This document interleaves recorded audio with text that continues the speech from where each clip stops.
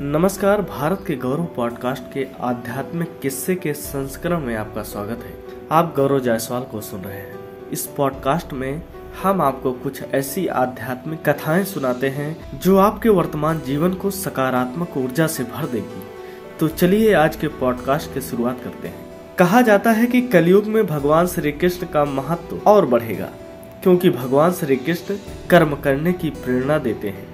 उनके मुख से निकली गीता में बहुत सारे श्लोक ऐसे हैं जो जीवन दर्शन से जुड़े हुए हैं।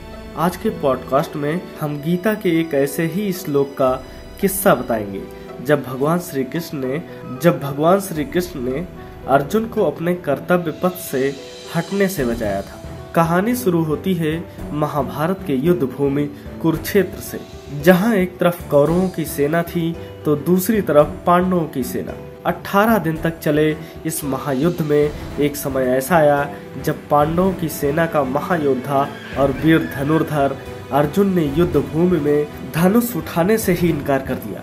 तब अपने सखा और युद्ध के मैदान में उनके सारथी बने भगवान श्री कृष्ण ने जीवन से जुड़े उन रहस्यों के बारे में बताया जो एक मनुष्य के लिए करना जरूरी है।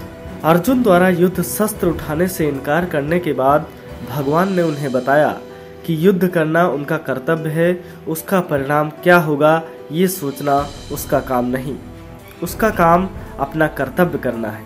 कर्मण्येवाधिकारास्ते मा फलेषु कदाचन मा कर्मफल हेतु भूर्मा ते संगोस्तु कर्मणि, जिसका अर्थ है कर्म करना मेरे हाथ में है, लेकिन उस कर्म का फल क्या मिलना है उसका निर्धारण तेरे हाथ में नहीं है।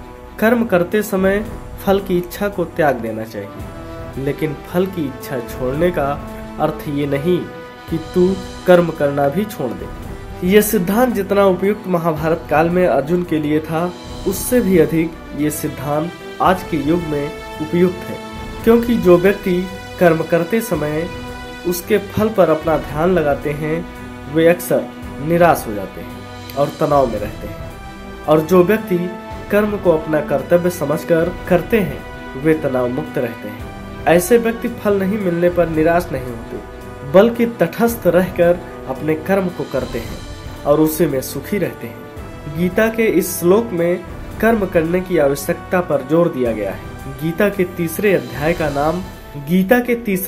का नाम ही कर्मयोग है, जिसमें भगवान श्री कृष्ण कहते हैं कि निष्काम कर्म ही कर्मयोगी की श्रेणी में आता है। हम उम्मीद करते हैं कि आपको आज का पॉडकास्ट पसंद आया होगा। हमारे साथ बने रहने के लिए आपका शुक्रिया। आपका दिन मंगलमय हो।